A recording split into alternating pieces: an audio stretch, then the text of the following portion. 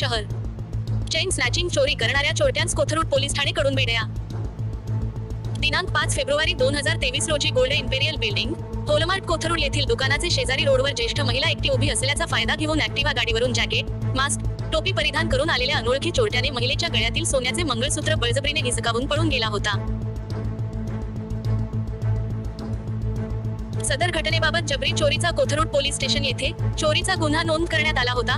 त्या अनुषंगाने आरोपीचा शोध घेण्याबाबत माननीय वरिष्ठांचे आदेश प्राप्त झाले होते. कोथरूड पोलीस ठाणे पुणे शहर यांनी दिलेल्या सूचनांप्रमाणे तपास पथकातील अधिकारी, पोलीस अंमलदार विशाल चौगुले, आकाश वाल्मिकी, विष्णू राठोड यांनी गुन्हा घडलेपासून अहोरात्र प्रयत्न करून आजूबाजूचे परिसरातील 54 सीसीटीव्ही कॅमेऱ्याची पाहणी करून चोरट्याने वापरलेले पांढरे रंगाचे ऍक्टिव्हा मोटार सायकलचे नंबरबाबत खात्री करून अनोळखी चोरट्याबाबत लोहगाव, विमाननगर, कोथरूड परिसरामध्ये अनोळखी चोरट्याची माहिती घेऊन आरोपीला कोथरूड, पुणे यांस गुन्ह्यामध्ये अटक करून आरोपीकडून गुन्ह्यातील मुद्देमाल जप्त करण्यात आला.